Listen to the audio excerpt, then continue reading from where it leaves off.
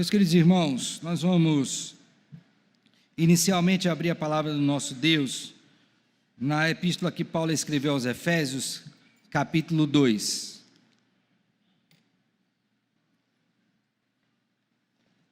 Efésios capítulo 2, versos de 1 a 3. E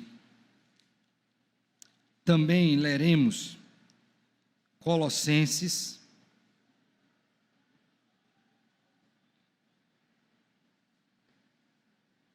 então abra primeiro Efésios,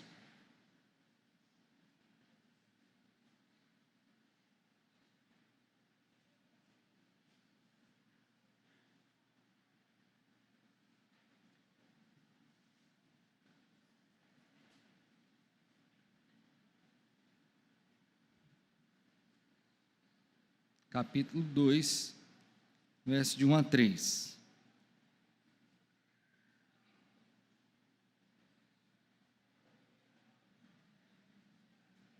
E Colossenses capítulo 1, nós vamos ler também. Colossenses 1, verso de número 21 e a 23. Efésios 2, de 1 a 3 e Colossenses 1, de 21 a 23. Ok?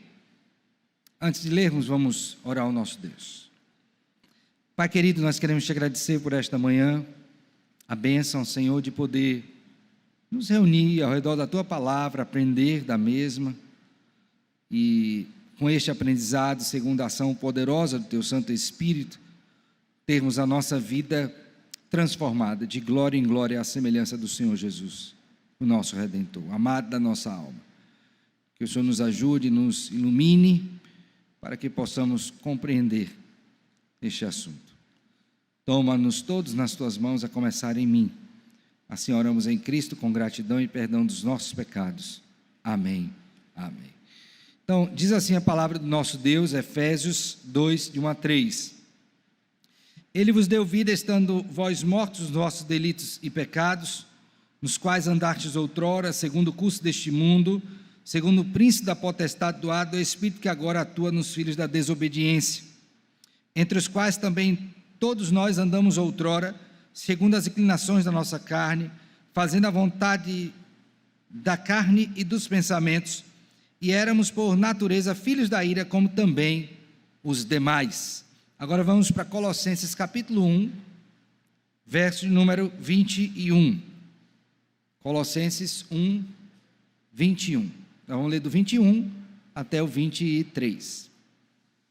E a vós outros também, que outrora éreis estranhos e inimigos no entendimento, pelas vossas obras malignas, agora porém vos reconciliou no corpo da sua carne, mediante a sua morte, para apresentar-vos perante ele santos, inculpáveis e irrepreensíveis, se é que permaneceis na fé, alicerçados e firmes, não vos deixando afastar da esperança do evangelho, que ouvistes que foi pregado a toda criatura debaixo do céu, e do qual eu, Paulo, me tornei ministro. Amém. Meus irmãos, nós estamos tratando do capítulo de número 9 da nossa confissão de fé, que fala sobre a questão do livre-arbítrio. E na semana passada eu me detive basicamente a apresentar alguns conceitos por meio dos quais ficaria mais palatável este assunto. De sorte que eu creio que se você compreendeu o que foi dito, você já tem a sua perspectiva ampliada sobre essa questão do livre-arbítrio. Eu lembro que naquela oportunidade, eu me referia ao fato de que, quando nós falamos de livre-arbítrio, não queremos dizer que uma pessoa ela não tenha a vontade de fazer algo, que até possa fazer coisas boas, mas eu referir-me, à luz da Escritura, de que este assunto estava pautado tão somente naquele meu relacionamento com Deus, aquele bem excelente, aquela atitude que nenhum de nós depois da queda poderia ter, por moto próprio. Então não se tratava de escolher uma roupa, ou até de um pai ser amável com seu filho, mas do relacionamento com Deus, o bem supremo. Nesse sentido, e somente nesse sentido que nós tomamos a ideia de livre-arbítrio. Mas aí, naquela oportunidade, eu também acresci aos irmãos uma outra questão relativa a isto, que dizia respeito ao fato de que quando Deus nos criou, Ele nos criou com liberdade e poder para ter esta escolha suprema. E nesse sentido eu disse que somente Adão e Eva tiveram isto. Mas uma vez que aconteceu a queda, por conta desta nova condição nossa, né? Estado de pecado e miséria, nós perdemos o poder de fazer uma escolha pelo bem supremo. Não temos mais. E agora nos tornamos escravos do pecado. Também pontuei isto aos irmãos à luz da Escritura Sagrada. Então nós paramos neste ponto, que foi a segunda sessão da Confissão de Fé do capítulo número 9. Então nós vamos retomar deste ponto, né? E eu espero que você hoje possa aprender um pouquinho mais sobre isto. Então, por favor, abra a sua Confissão de Fé na seção 3 do capítulo 9. Então tem um irmão aí que ele sempre disponibiliza, eu não vi ainda quem é, no grupo da igreja. Pronto, Diácono Jeremias está fazendo o suporte aí, então disponibilizar no grupo da igreja, caso você não tenha, é só você botar aí no seu celular, Confissão de Fé de Westminster, que você vai ter lá gratuitamente isso, tá bom? Nossa terceira sessão hoje nos dá o seguinte, que quando o homem foi criado por Deus, ele foi dotado com liberdade e poder, mas a perdeu por conta da queda. Então, primeira coisa que eu queria dizer aos irmãos é, pastor, onde foi, quando foi que nós homens perdemos a capacidade, esse poder, e agora escravizados, de buscar este bem supremo e de fazê-lo? Onde foi que isso aconteceu? Exatamente na queda. Aí esse texto que nós lemos hoje, de Colossenses e também de Efésios, mostra-nos qual é o nosso caminho natural depois da queda. Já falei de Efésios capítulo 2, de 1 a 3, na sessão passada, não é? Na última lição. Então eu quero somar esse texto que nós lemos hoje de Colossenses. Então abra sua Bíblia aí, por favor, em Colossenses capítulo 1, mais uma vez.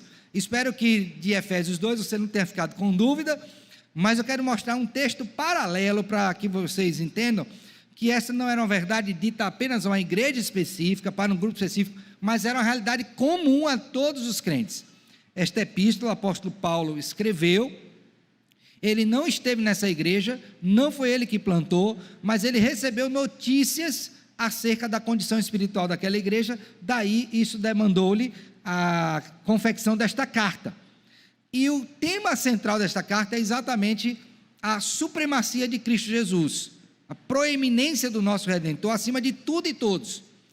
E uma das consequências da obra de Cristo Jesus é exatamente, né, e eu creio que é a principal para nós, que é a restauração da nossa imagem, que foi perdida por conta da queda, né? A imagem de Deus que nós perdemos no sentido pleno, como tínhamos ali por ocasião da criação. Aí o apóstolo Paulo, falando sobre isso e dessa obra de Cristo, vai mostrar em termos semelhantes a mesma coisa que ele mostrou em Efésios capítulo 2. Por favor, volte seus olhos para Colossenses 1, verso número 21. Ele diz assim, ó: e a vós outros também, que outrora, veja que ele tem aqui um referencial temporal, havia um período antes da escrita e um agora, quando ele está escrevendo. Então, outrora, como é que esses homens eram outrora? Estranhos e inimigos no entendimento pelas vossas obras, o quê? Malignas. Eu quero que vocês considerem bem esta pequena expressão, mas muito significativa, que revela exatamente a nossa incapacidade de fazer o bem supremo. Paulo está usando aqui algumas palavras extremamente importantes. A primeira delas é que ele diz que nós éramos o quê? Estranhos.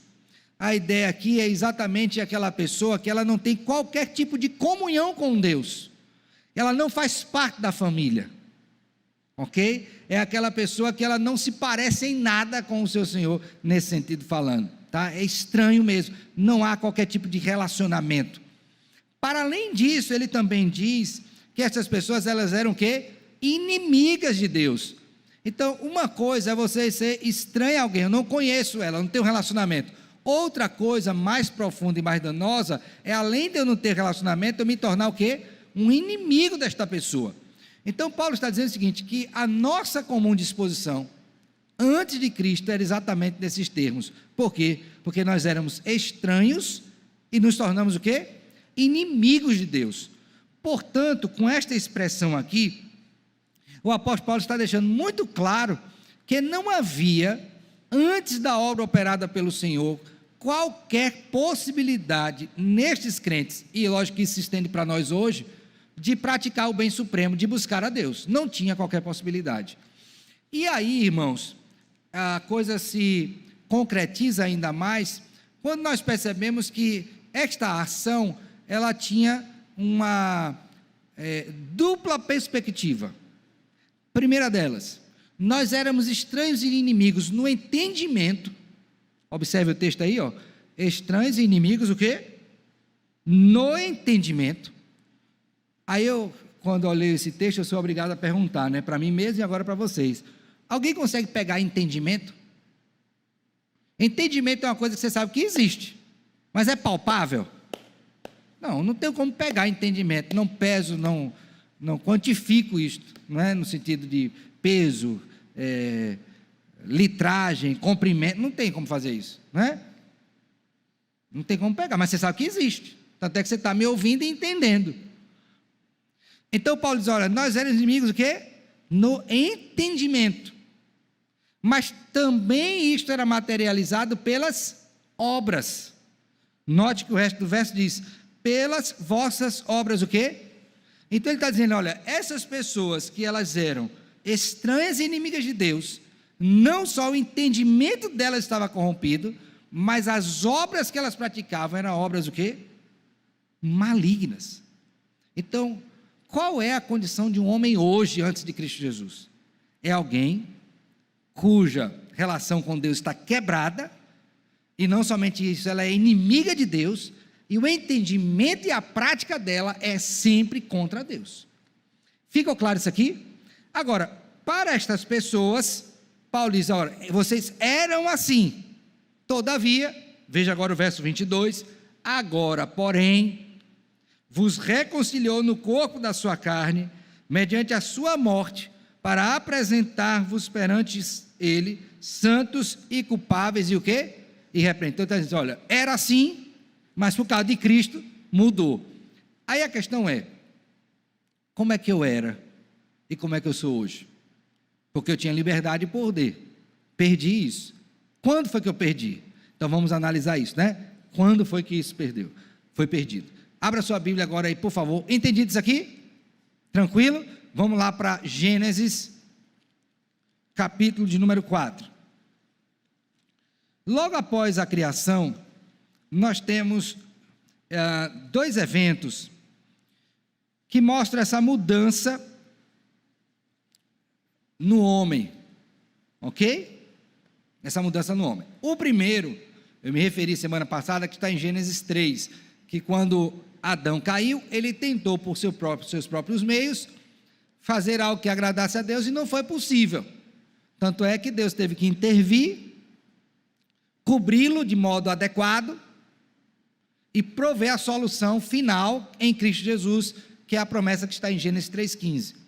Mas aí alguém diz, não, mas foi com Adão. Não, logo imediatamente após, para ser bem enfático, né? No capítulo 4, Adão e Eva geram descendência, e a pergunta é, será que os descendentes de Adão, eles foram corrompidos a ponto de sofrer as mesmas coisas que Adão sofreu? Será que biblicamente eu poderia amparar isto, à luz desse texto? Vamos observar. Então, por favor, Gênesis 4.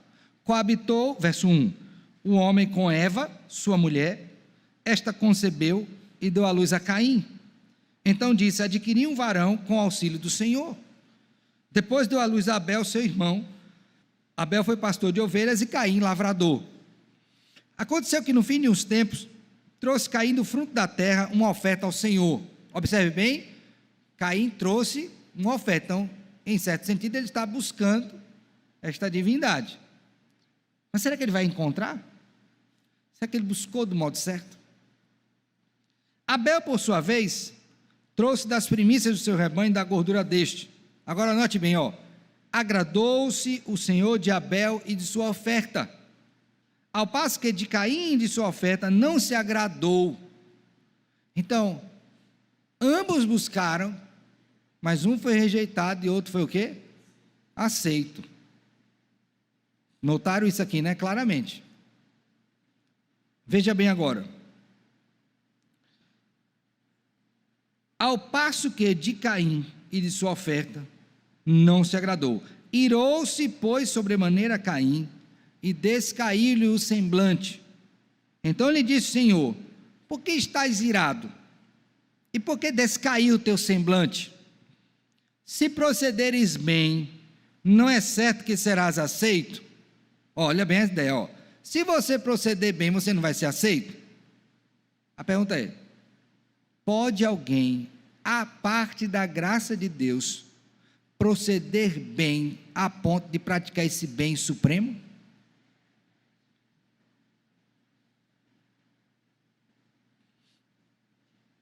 Pode? Pode ou não pode? Não. Vamos ver então. Aí ele diz: então lhe disse o Senhor: porque estás irado, descaiu do semblante. Se procederes bem, não é certo será aceito. Se todavia procederes mal, eis que o pecado jaz à porta, o seu desejo será contra ti, mas cumpre a ti o quê? Dominar. Então, Caim é o seguinte: você tem um problema com o pecado, e você tem que dominar. Se você conseguir, essa palavra proceder é muito importante aí. Se você proceder, se você fizer as coisas certas, você aceita. Caim conseguiu. Foi o que ele fez. Verso 8. Disse Caim a Abel, seu irmão: vamos ao campo. Estando eles no campo, sucedeu que se levantou Caim contra Abel, seu irmão, e o quê? E o quê? O matou. Ele procedeu bem? Por que ele não procedeu bem? Porque ele perdeu o livre-arbítrio. Ele não tinha mais capacidade de fazer aquilo que Deus lhe demandava. Impossível. Mas aí é possível que a pessoa desavisada leia esse texto e diz: mas Abel conseguiu, então Abel teve, ele não teve. Então nem uns tem, outros não tem. Não, não é isso. A questão é que você precisa ler esse texto de Gênesis 4, no que diz respeito a Abel, fazendo a concordância bíblica com Hebreus 11. Por favor, abra sua Bíblia agora em Hebreus 11. Porque qual é o diferencial? Que Deus, nesta época, segundo o seu poder e a sua graça, já agiu salvificamente em Abel. Então, o que Abel fez foi uma disposição já posta pelo Senhor. Hebreus 11, 4. Por favor, olha o que é dito: pela fé. Então foi pelo quê? Foi pelas obras? Foi por esforço de Abel? Foi porque Abel tinha livre-arbítrio? Não, pela fé. E lembre que esse texto aqui enfatiza a questão da fé salvadora, que não é meritória. Pela fé, Abel ofereceu a Deus mais excelente sacrifício do que Caim, pelo qual obteve testemunho de ser justo, tendo a aprovação de Deus quanto às suas ofertas. Por meio dela também, mesmo depois de morto, ainda o quê? Fala. Então, quando eu olho para Gênesis 4, eu vejo dois irmãos, ambos ofereceram o sacrifício, um foi aceito, o outro não foi aceito. Se eu olhar só para aquele texto, a impressão que pode dar para alguns é a seguinte: então uns têm livre-arbítrio, outros não têm. Não, nenhum tem. A questão é que Abel foi aceito pela fé. Todos carecem da glória de Deus, porque todos pecaram. Então, esta é a condição natural. Então, pastor, quando foi que o homem perdeu o seu livre-arbítrio? Quando o nosso primeiro Adão caiu. E, por consequência, todos aqueles, a partir dele, que vieram de geração natural, também não possuem mais o quê? Livre-arbítrio. Essa capacidade de fazer o bem supremo, de agradar a Deus. Está claro isso aqui, irmãos? Alguma pergunta?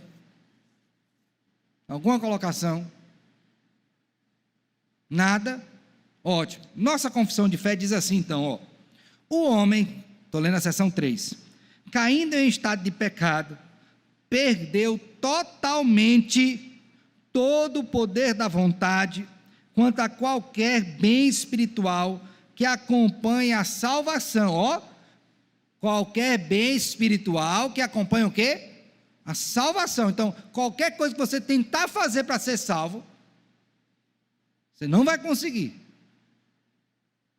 Não tem esse poder. Ok?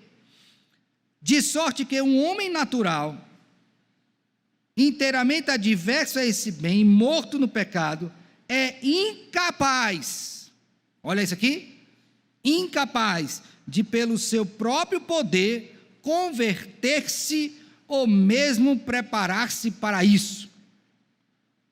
Então, qual seria o bem supremo, irmãos? É fazer algo que Deus olhasse assim, não, eu posso te dar salvação, porque você realmente conseguiu fazer tudo de modo perfeito. Não tem um só homem que possa fazer isso na face da terra. Por quê? Porque todos, indistintamente, após Adão, são incapazes de fazer isso. Agora, note bem que a nossa confissão de fé destaca este aspecto, que é bíblico, logicamente, no que diz respeito à salvação. Aí eu pergunto, é possível, portanto, que algum homem, e aqui o homem entenda ser humano, pratique um bem que traga um benefício para o próximo? E que isso não conte para a sua salvação? Vários.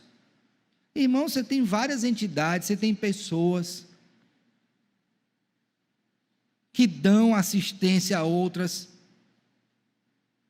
mas isso não vai contar para a salvação. Por quê, pastor? Porque estas obras, ainda que sejam boas, obras boas, elas não são as boas obras que nos qualificam para estar diante do Senhor. Ficou claro, irmãos? Ok? Abra sua Bíblia aí, por favor, e abra os olhos também para Romanos. Por favor, vamos dar uma olhadinha nesse texto. Capítulo de número 7.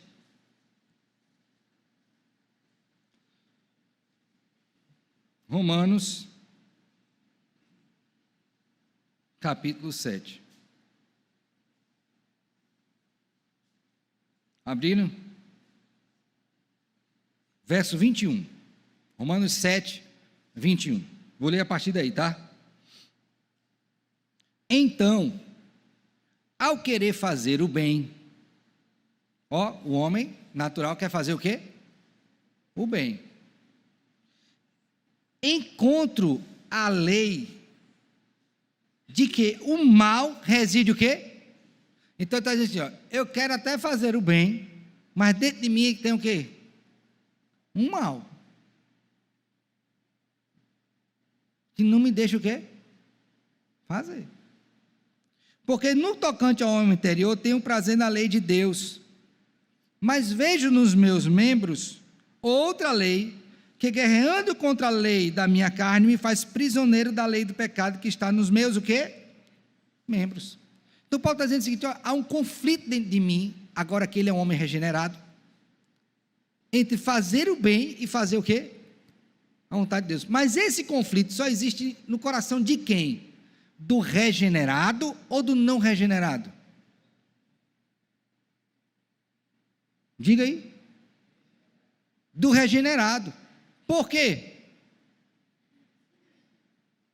Porque o não regenerado não pensa nisso. Ele não tem esse conflito porque ele não tem a nova natureza. Então é importante que você saiba disso. Você tem que ter ciência disso. Porque senão você vai achar e viver crendo que você tem o quê? Livre-arbítrio. Você não tem. Então o que acontece na sequência? Vamos agora para a seção 4. Quando Deus converte um pecador e o transfere para o estado de graça, Ele o liberta da sua natural escravidão ao pecado. Então veja só, eu nasci, estava morto nos meus pecados, escravo do pecado.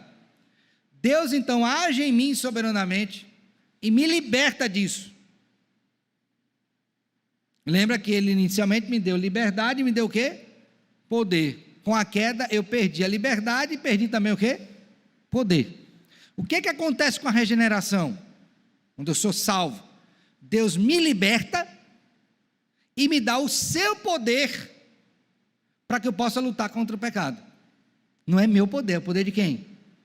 De Deus. Então alguém diria assim: pastor, mas eu tenho poder para lutar. Não, meu filho, você não tem não. Nenhum poder você tem. Nenhum.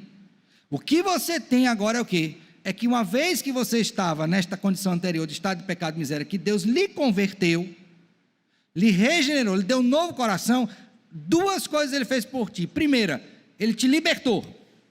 Libertou do quê? Do pecado. Para a liberdade foi que Cristo nos libertou. Gálatas 5:1. Além da liberdade, agora Ele me deu poder de novo? Para mim? Não. Ele me deu o poder dEle para que eu possa lutar contra o pecado e fazer a vontade dEle. Então Ele está dizendo aqui, ó, quando Deus converte um pecador e o transfere para o estado de graça, Ele o liberta da sua natural escravidão do pecado, e somente pela sua graça o habilita a querer e fazer com toda a liberdade o que é espiritualmente o quê? Bom. Abra a Bíblia aí agora, por favor, em Gálatas capítulo 5. Entenderam aqui Romanos? Agora Gálatas capítulo 5.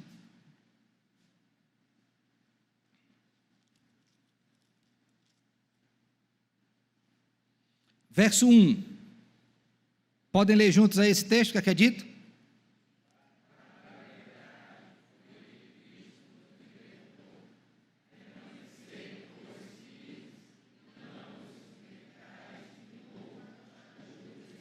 Então aquele homem que estava sem livre-arbítrio, que perdeu, para fazer o bem supremo, primeira coisa que Cristo fez foi o quê? Libertou. Ele estava preso, não podia fazer, aí Cristo o quê? Liberta ele. Mas aí Cristo também dá o quê? O poder para ele querer fazer o bem. Esse poder é do homem ou é de Deus no homem? O homem tem poder para querer fazer o bem? Não. Então Deus, pelo seu poder, opera em mim para que eu faça o quê? Queira fazer o quê? O bem. Agora ainda em Gálatas, por favor. Verso de número 16. O que é dito? Digo, porém, andai no Espírito, e jamais satisfareis a concupiscência da carne, porque a carne milita contra o Espírito, e o Espírito contra a carne, porque são opostos entre si, para que não façais o que, porventura, mas, se sois guiados pelo... Então quem é que me dá poder para lutar contra a minha carne e vencer a carne e fazer a vontade de Deus? É o meu poder? É o meu poder? O poder do Espírito. Por que isso é importante? Porque tem muita gente aí lutando e perdendo, porque está confiado em qual poder? Que ele não tem, está confiando em nada. Aí você vê a pessoa recorrentemente caindo no pecado. Por quê?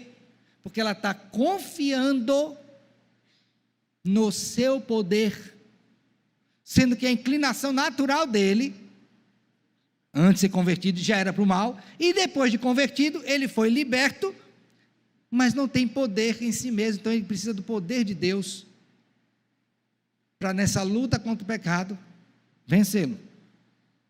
Ficou claro, irmãos? Agora vamos pensar aqui, pastor, essa capacidade de escolha para o bem supremo. Se eu for deixado ao sabor do meu coração, mesmo tendo sido liberto, o que posso eu fazer em termos de escolha? Imagine aí, uma pessoa foi liberta, mas ela não está usando o poder de Deus para lutar e vencer o pecado. Ela está tentando lutar com o seu próprio poder. Que tipo de coisa essa pessoa pode fazer? A Bíblia dá uma lista, não é exaustiva, mas está aqui. Vamos ver Gálatas 5 de novo? Verso de número 19. Olha aí o que uma pessoa pode fazer em termos de escolha, ainda que ela seja salva, mas ela não está dependendo do poder de Deus para vencer o pecado. Vamos lá, o que é dito aí? Ora, as obras e são, olha o que a pessoa pode fazer. Primeira coisa. Segundo, depois,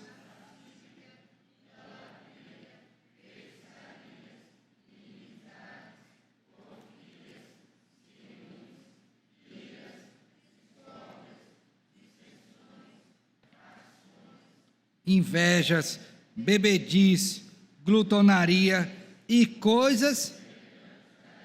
Está vendo?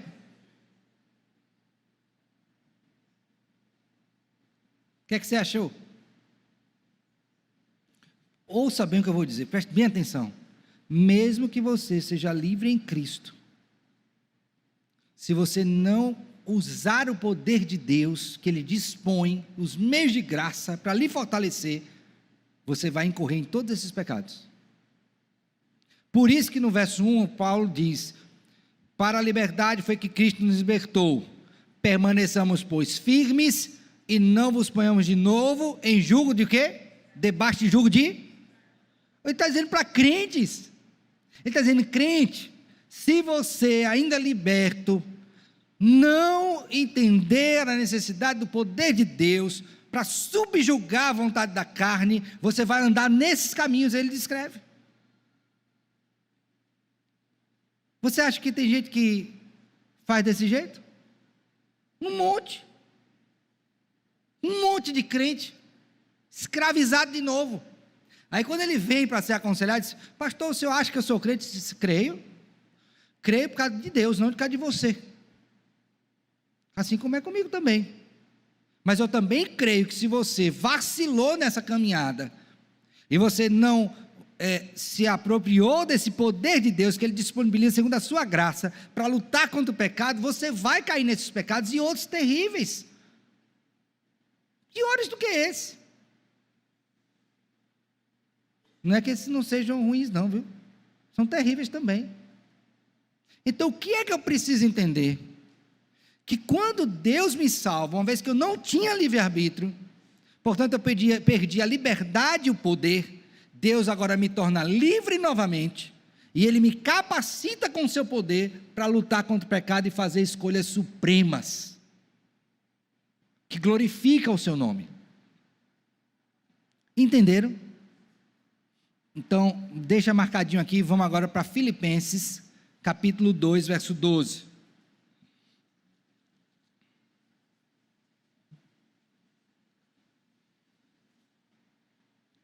Abriram?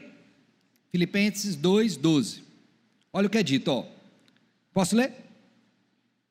Assim, pois, amados meus, como sempre obedecestes, não só na minha presença, porém muito mais agora na minha ausência, desenvolver a vossa salvação com temor e o quê? Então ele está dizendo, desenvolva a salvação. Isso é o quê? Seja aperfeiçoado em santidade, ande em obediência ao Senhor. Se eu ler só essa parte, a impressão que dá é que isso depende o quê? Exclusivamente de mim. Mas o texto bíblico não para aí. Ele mostra que este desenvolvimento da salvação, que consiste na escolha do bem supremo, só se dá pela ação poderosa de Deus em mim.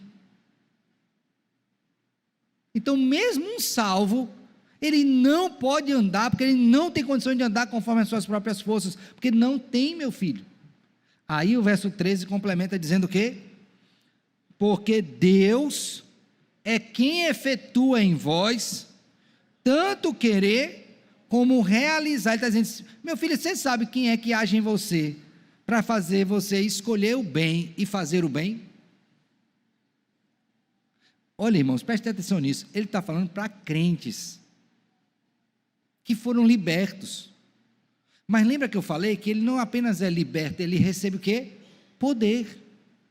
Então, para quem eu devo clamar? De quem eu devo depender para fazer a escolha certa, numa decisão, e fazer a coisa certa? Quem é que me dá poder para escolher e realizar? O Espírito Santo de Deus. Vocês entenderam, irmãos? Então vamos pensar aqui uma questão prática. Abra sua Bíblia aí, por favor, em Efésios capítulo 5. Pastor, na minha casa, eu tenho grande dificuldade no relacionamento. Esposa e esposo, né? Pais e filhos. Qual seria a ação de Deus em meu favor e aquilo do que eu deveria depender para fazer a vontade dele?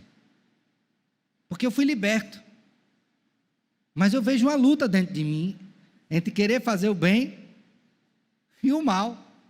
Se eu dependo das minhas forças, pastor, se eu confio em mim, eu sempre vou fazer a escolha errada e praticarei aquilo que é errado. Mas se eu dependo do Espírito, eu farei a escolha certa e a coisa certa. Como é que Paulo então instrui esses crentes? Por favor, Efésios 5:15. Portanto, posso ler? Vede prudentemente como andais, não como necios e sim como sábios, remindo o tempo porque os dias são maus. Por esta razão, não vos torneis insensatos, mas procurai compreender o quê? A vontade do Senhor. E não vos embriagueis com vinho, no qual o quê? Mas enchei-vos do Espírito, falando entre vós com salmos, entoando e louvando de coração o Senhor, com hinos e cânticos espirituais, dando sempre graças por tudo a nosso Deus e Pai, em nome de nosso Senhor Jesus Cristo, sujeitando-vos uns aos outros no temor de... Essa expressão última aí, sujeitar, ela permeia todo o texto daqui por diante, até o verso de número 9. Então, todas as relações, elas se dão debaixo de sujeição. Meus irmãos, sejamos sinceros, você acha que você vai se sujeitar a alguém pelo seu poder? Primeiro que você não quer. O homem natural não quer sujeitar. Segundo, você não tem poder, ainda que você quisesse. Você não tem poder para subjugar a sua carne, não tem. Então o que é que Paulo diz? Primeiro, você foi liberto. Segundo, você precisa ser cheio do Espírito Santo de Deus, porque é o poder de Deus agindo em você, não só para você querer fazer o bem, mas o quê? Efetuá-lo. Lembra que Paulo disse? Porque quanto ao querer, eu quero, mas não tem em mim o quê? O efetuá-lo, não tem o poder. Aí nossa confissão de fé diz o quê? Que quando um homem se converte, Deus então age no coração dessa pessoa, liberta essa pessoa e dá poder a ela para fazer a escolha do bem supremo e a realização dele. Ficou claro? Então, na prática, pastor, por que eu sou crente e na minha luta contra o pecado eu sempre perco? Você já pensou sobre isso alguma vez? Você já se deparou com aquela realidade de dizer assim, pastor, esse pecado aqui está sendo muito difícil para mim. Eu, usando a terminologia do apóstolo Paulo, eu me coloquei de novo debaixo de jugo de escravidão. Eu saí desse pecado e hoje eu estou de novo nesse pecado. Senhor, o que está acontecendo? Já parou para pensar nisso? Como crente, você já foi liberto. A libertação de Cristo é de uma vez por todas, né? É irreversível. Se Ele te libertou, te libertou. Agora tem a questão prática. Qual é a questão prática? É que você não está usando o recurso que Ele lhe deu para, na sua luta contra o pecado, vencê-lo. Qualquer que seja ele. Ficou claro? Tem alguma pergunta, alguma colocação? Diga, meu irmão. Só um instante.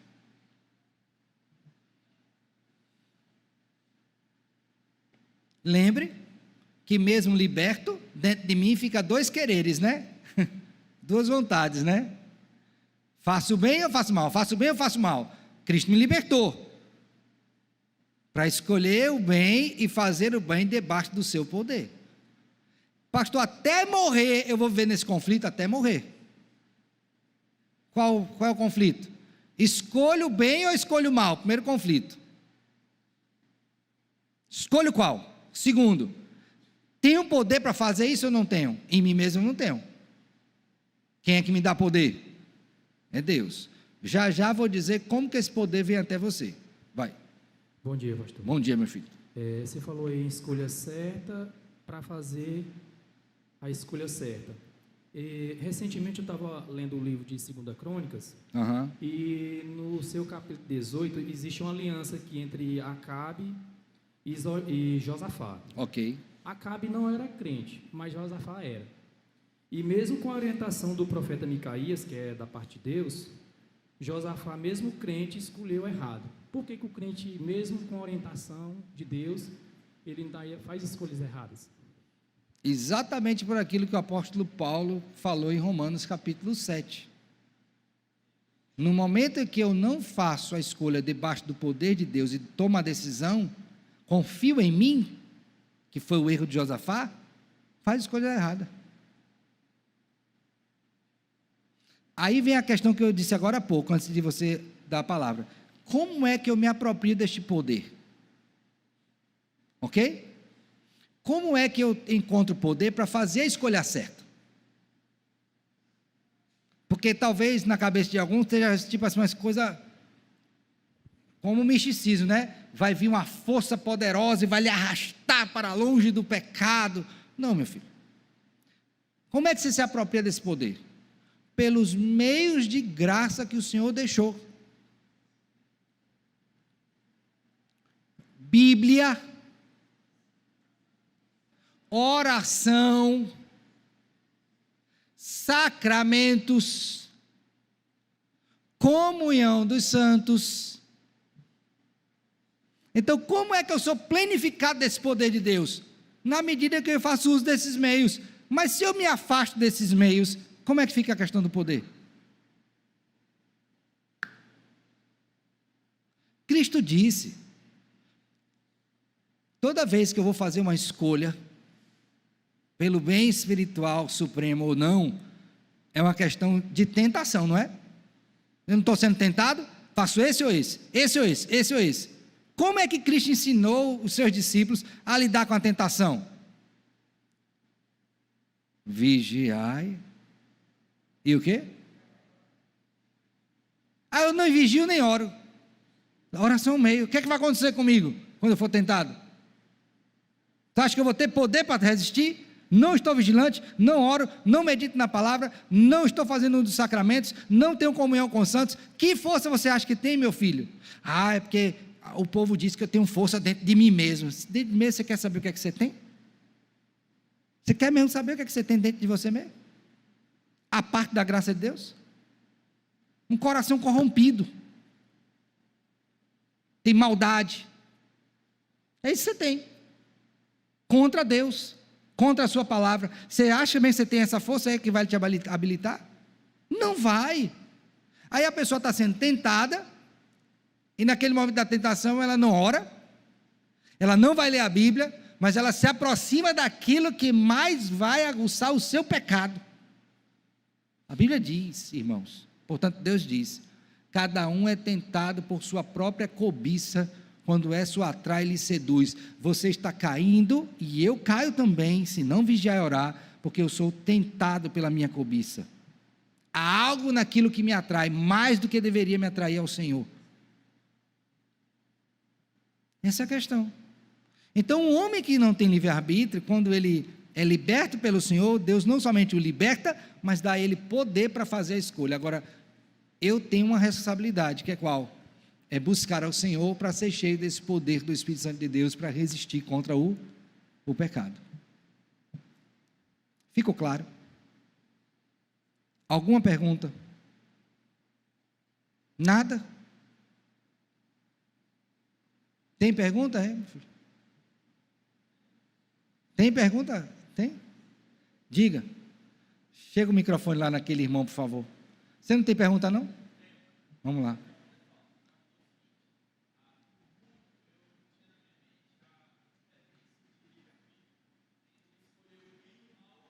No cotidiano do dia. Exato. Ok? Só que pela explicação do senhor, ao meu entender, qual é? É que a responsabilidade do dia a dia está na competência humana. Eu, enquanto competente humano, escolho seguir os princípios bíblicos e me alimentar ao Espírito, ou eu caio e padeço na carne. Ok quanto a isso? Em relação ao livre-arbítrio, o livre-arbítrio é na competência de escolher a Deus ou não. É escolha do bem supremo. Estar em comunhão com Deus e fazer sua vontade. Isso todo homem perdeu. Então, escolhas rotineiras não entram nessa questão de livre-arbítrio. Então, é realmente escolhas ordinárias, vamos dizer assim, é a questão da responsabilidade humana. Exatamente, dentro do âmbito da responsabilidade humana. Então, uma vez salvo, obrigatoriamente os frutos do Espírito vão vir. Virão. Então, uma pessoa que não demonstra os frutos do Espírito não é salva. Não é que ela não seja salva, porque ela pode estar temporariamente debaixo da escravidão do pecado, da qual Cristo libertou. Lembra que Paulo falou, Gálatas 5:1? Para a liberdade foi que Cristo vos libertou. Não vos ponhais de novo debaixo de jugo de escravidão. Então é possível que um crente, quando ele não vigia e ora, ele se ponha novamente debaixo de quê? Jugo de escravidão. E comece a praticar obras da carne em vez de demonstrar fruto do quê? Do Espírito. Do Espírito. Entendi. Ok? Muito obrigado. Nada, meu filho. Mais alguma pergunta? Então, eu vou fazer uma pergunta aqui para vocês, tá? Primeira pergunta. Vocês foram libertos em Cristo? Sim ou não? Sim. Amém. Como libertos, vocês agora têm poder em si mesmos para lutar como libertos contra o pecado? De onde vem esse poder? Do próprio Senhor, que habita em você, por meio do seu Espírito. Para eu ter esse poder desenvolvido em mim, na minha prática rotineira, o que foi que Deus deixou e disponibilizou para mim, para eu me fortalecer? Quais são eles? Os meios de graça? Leitura da palavra, meditação, oração, sacramentos, comunhão dos santos, fé. Para quê? Para eu desenvolver, robustecer. E quando enfrentar aquela decisão, faço bem ou que agrada a Deus, eu faço mal, fortalecido na dependência de Deus, eu faço a escolha correta. Mas isso só é possível para aqueles que foram regenerados pelo Senhor, porque quem não foi, ainda continua debaixo do jugo da escravidão e sem poder, morto em seus delitos e pecados. Ficou claro? Ótimo. Pois bem, agora veja, pastor, haverá um tempo em que esta liberdade e poder serão plenamente restaurados, porque eu estou falando isso aqui, é o período que eu estou vivendo nessa terra, né? Então, até Cristo voltar, ou eu ser chamado por Ele antes, eu vou viver esse conflito. Se você é crente, você tem que se acostumar com guerra. Pastor, mas não é da paz? Cristo é pela paz, mas Ele disse que você vai ter o que dentro de si mesmo? Guerra. Então, estranhe se na sua vida cristã, todo dia você não tem luta. contra o pecado. Estranhe. Olha, uma pessoa que ela está vivendo, dizendo que é crente, e ela não luta contra o pecado, não tem guerra nela todo dia, tem alguma coisa errada. Por quê, pastor? Por quê? Porque é impossível você viver nessa terra, até a vinda de Cristo, como crente, e todo dia não ter uma luta ferrenha contra o pecado.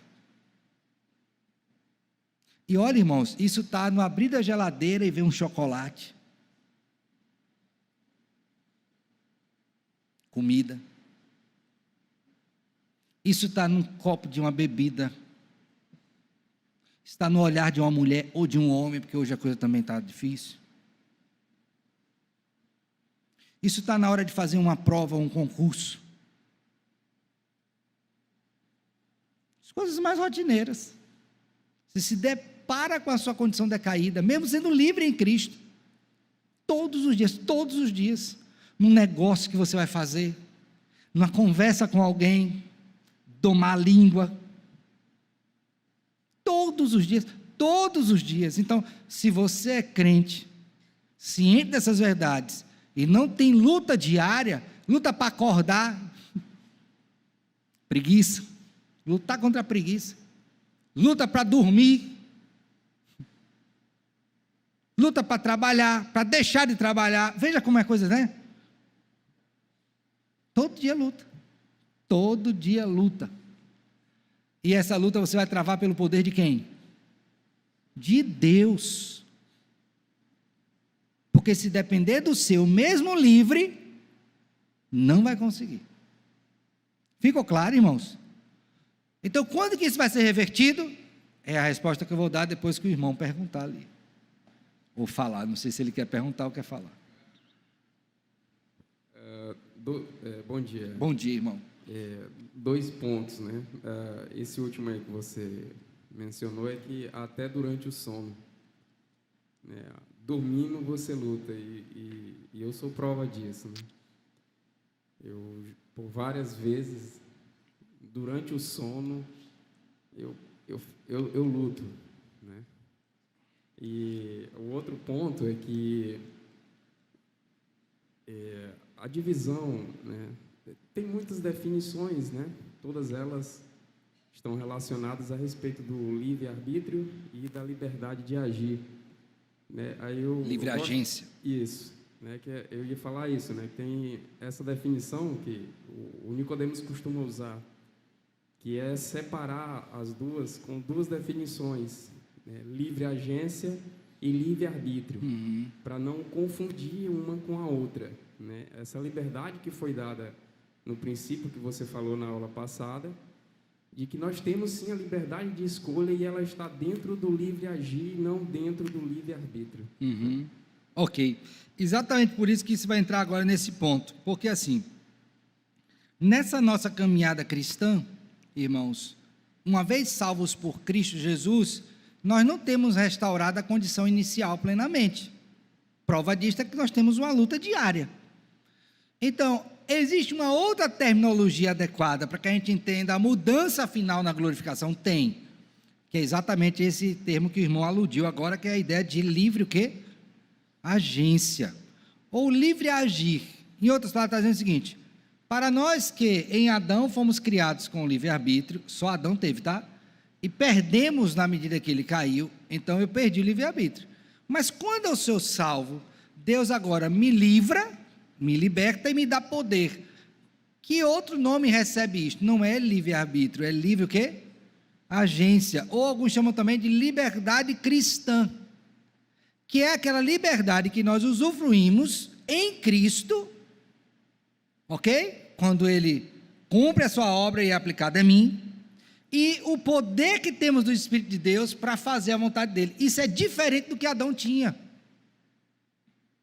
Primeiro que ele não tinha caído, então não estava com o efeito do pecado, então não carecia ali naquela época da redenção de Cristo, nos termos que nós precisamos hoje.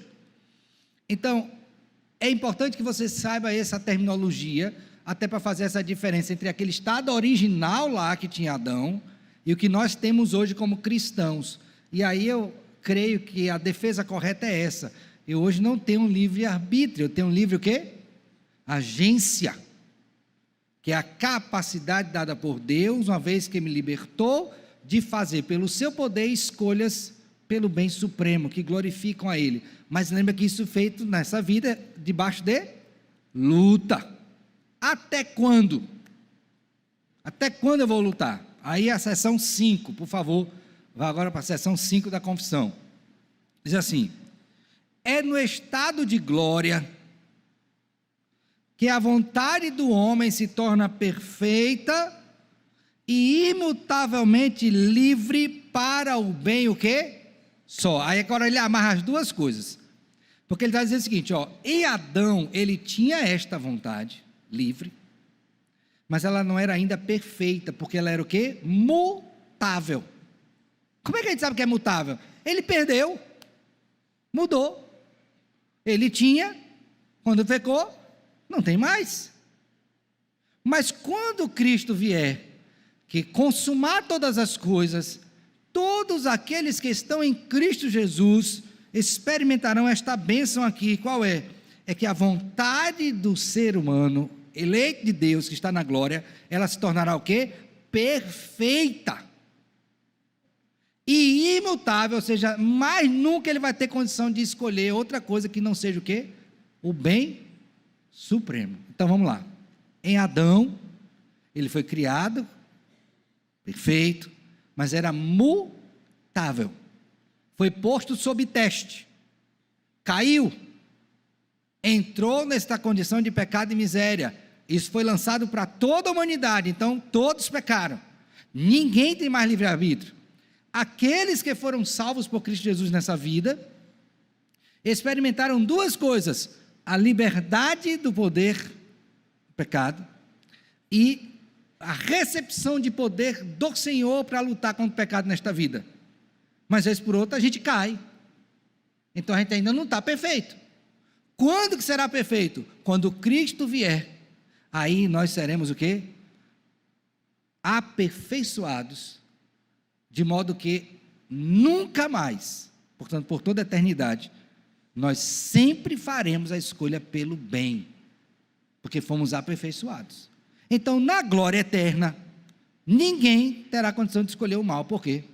Porque foram aperfeiçoados pelo Senhor, e neste aperfeiçoamento, agora ele só vai escolher fazer o quê?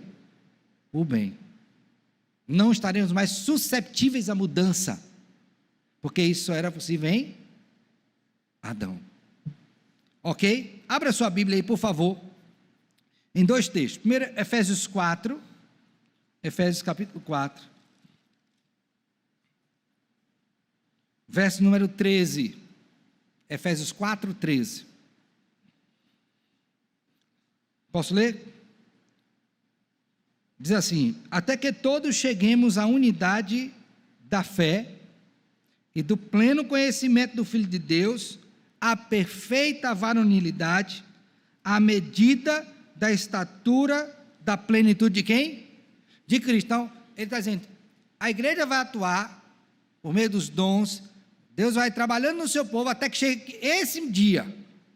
Quando chegar esse dia, algo vai mudar do que temos hoje. O que é? Agora leiam juntos o verso 14. Para que não mais...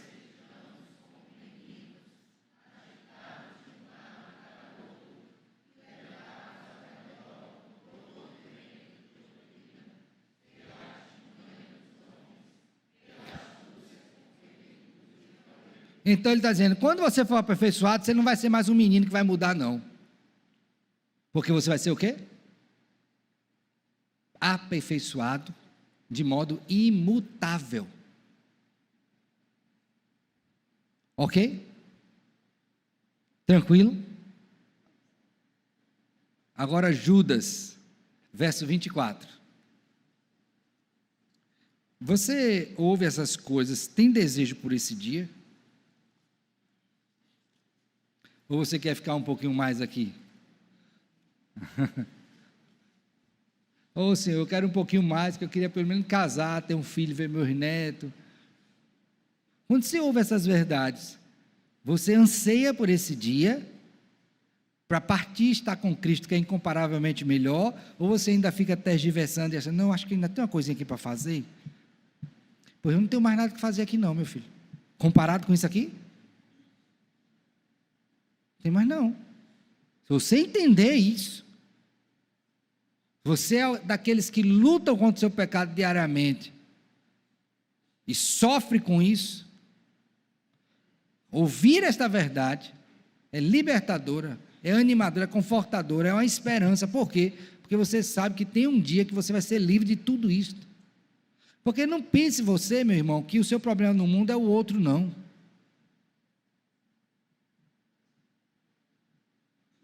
As pessoas podem ser até instrumentos para trazer aflição sobre nós. Meu problema no mundo sou eu. Meu pecado. Pessoas podem fazer mal às outras, fazem, a gente sofre por isso, mas meu problema é o meu problema. Então, no dia que eu for aperfeiçoado em santidade, acabaram os meus problemas, de todas as ordens. Então, Cristo me dá esperança hoje, de viver nessa expectativa de um dia, onde eu serei aperfeiçoado em santidade e não terei mais problema com o pecado, nem suas consequências. Esse dia não é bom?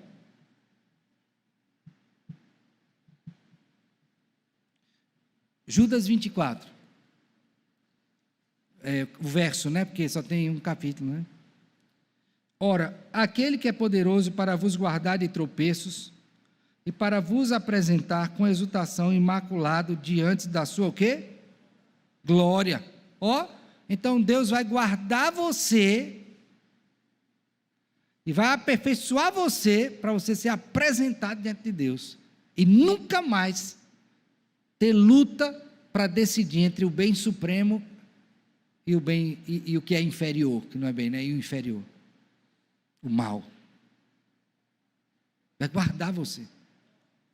E finalizando, 1 João, está aí pertinho, você vai voltar às páginas, capítulo 3, verso 2, aí eu queria que vocês lessem esse texto, com isso a gente termina para fazer rápidas aplicações. Vamos lá? 1 João 3, 2, que é dito, amados, agora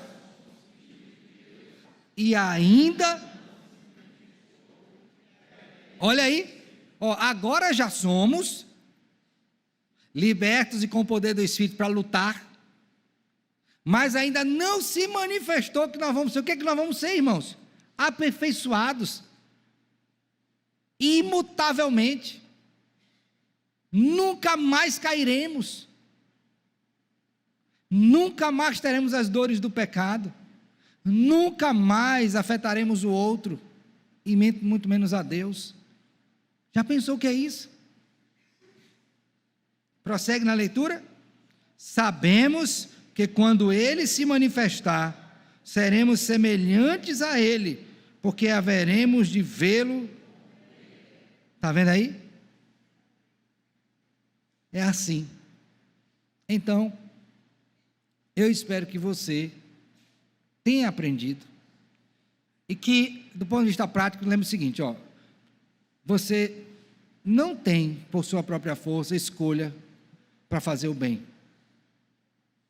Você precisa de Cristo para te libertar e para te dar poder, capacitar para você fazer a escolha certa e a ação certa. Então, a primeira lição que eu queria tirar para você, você precisa depender de Cristo, porque Ele mesmo disse, sem mim nada podeis o quê? Fazer. Não queira lutar com suas próprias forças. Eu posso, eu venço. Não, meu filho, não vai vencer não. Você pode até se iludir por um tempo. Ou você aprende a lutar com Cristo, em Cristo e para Cristo, ou você vai perecer todas as vezes.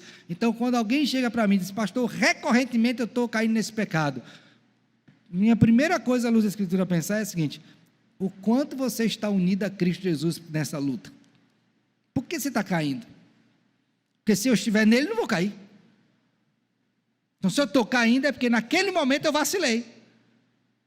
Eu me desapeguei dele e me apeguei a alguma outra coisa. O que foi que você se apegou? Quem ocupou o lugar de Cristo aqui? Foi seu poder? Sua vã pretensão de poder? Sua inteligência? sua experiência. Em que você se apegou? Por isso você caiu. Precisamos apregar Cristo Jesus. Segunda coisa, lembre bem, irmão, a nossa vida é uma vida de luta. Então, se você é crente, tem que ser soldado. Soldado de Cristo, todos os dias. Não pode vacilar um só segundo. Todos os dias, o tempo todo. Porque senão a gente tropeça. É luta. Então, esse sinal de crente com vida fácil, não conheço na luz da Escritura, a luz da Escritura. Agora, não estou dizendo que não seja uma vida gloriosa, feliz em Deus, prazerosa, mas é dura. É dura. E, finalmente, viva na plena convicção de que essas lutas de hoje, elas serão finalizadas. Nós já temos a certeza disso porque Cristo venceu. Mas no que diz respeito à nossa caminhada, vai ter um dia que vai acabar, meu filho, essa luta. E você deve viver ansiando por esse dia.